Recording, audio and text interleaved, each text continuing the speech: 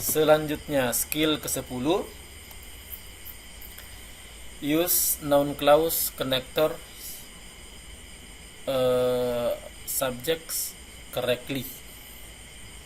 Di skill ke-9 sebelumnya ya, kita melihat bahwa noun clause connectors were used to introduce noun subject clauses or noun object clauses. Dia berfungsi sebagai noun ataupun berfungsi sebagai objek. Nah, di skill ke-10 kita akan mempelajari in some cases, di beberapa kasus, a noun clause connector is not just a connector. Bukan hanya semata-mata sebagai penghubung. A noun clause connector can also be the subject of the clause at the same time. Juga bisa menjadi subjek di waktu yang sama. Kalau tadi kan dia fokusnya di konektor saja. Nah, sekarang ternyata noun clause ini selain bisa menjadi konektor, ternyata juga bisa menjadi subjek. Ya, kita langsung ke contoh. Saya ulang, selain bisa menjadi konektor, juga bisa menjadi subjek. Penekanannya di situ. Selain bisa menjadi penghubung, ternyata juga bisa sekaligus menjadi subjek. I do not know what is in the box. Ini noun clause as object of verb. Ya, noun clause yang berfungsi sebagai objek object of verb. Dalam hal ini verbnya adalah noun. Oke? Untuk sementara itu, we are concerned about who will do the work. Kita concern about ini adalah preposisi, dan who will do the work juga adalah object of preposisi. Whoever is coming to the party must bring a gift. Noun clause as a subject. Noun clause yang berfungsi sebagai subjek dan verbnya adalah must bring a gift. Ya. Nah, dijelaskan di sini. In the first example, there are two clauses. I do not know and what is in the box. Terdapat dua klausa, ya, dalam hal ini I do not know dan what is in the box. Kedua klausa dihubungkan oleh konektor, dalam hal ini what.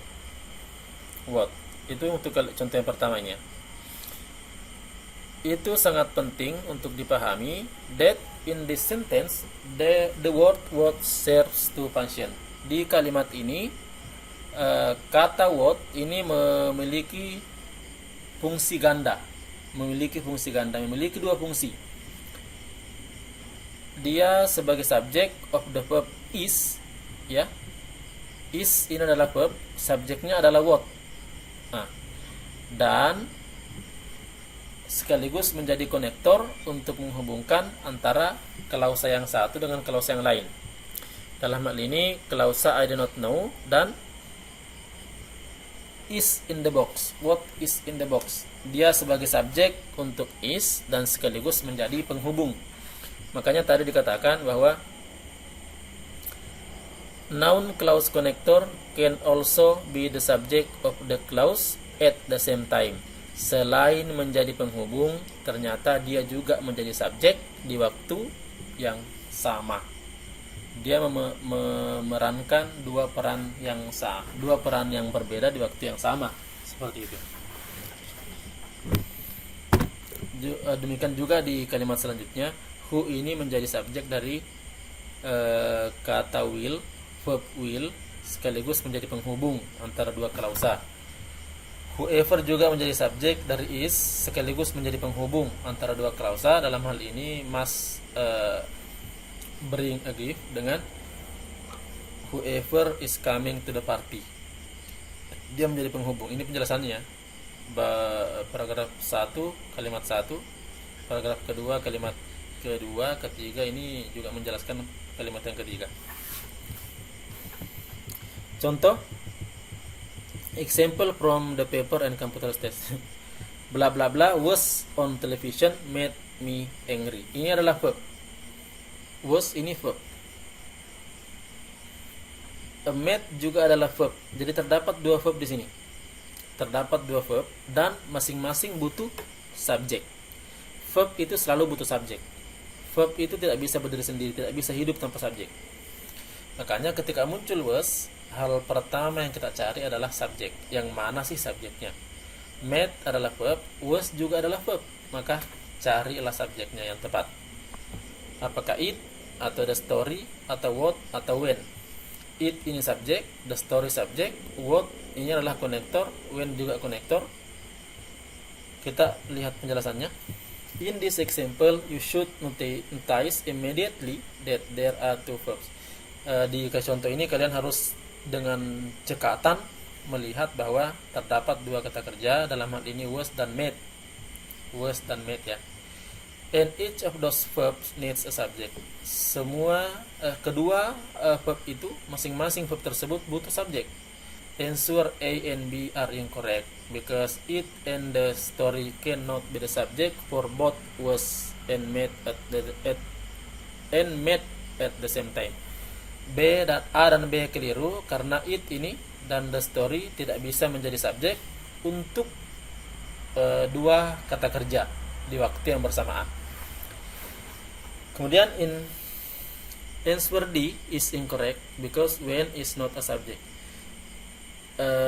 Jawaban D keliru karena when is not a subject. Dia bukan subjek. When itu keterangan. Keterangan tidak bisa menjadi subjek. Kemudian in answer C, jawaban C, what serves as both the subject of the verb was and the connector that joins the two clauses together. What adalah jawaban yang paling benar karena what ini bisa menjadi subjek untuk kata kerja was dan sekaligus bisa menjadi konektor yang menghubungkan antara dua klausa. Jadi sebenarnya di sini terdapat dua klausa. Kita lihat penjelasannya. The noun clause what was on television is the subject of the verb made. Answer C is therefore the best answer. Jadi klausa yang pertama di sini ialah what was on television. Kemudian klausa yang kedua made me angry. Penghubung yang menghubungkan kedua klausa tersebut adalah what.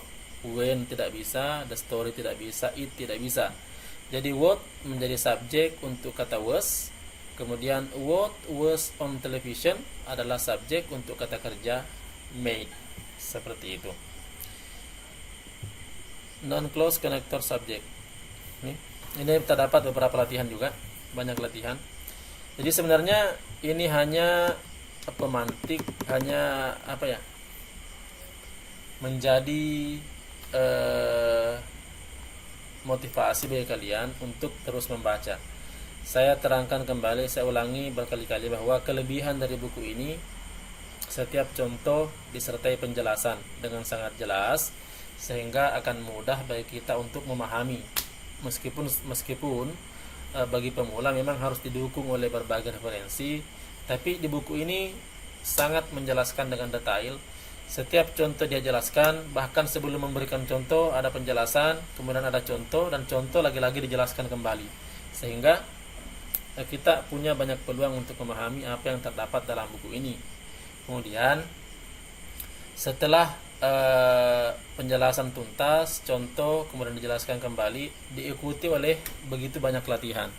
Setiap poin, setiap skill disertai dengan latihan-latihan sehingga itu akan mengasah kepekaan kita, kemampuan kita untuk mengerjakan tes-tes TOEFL.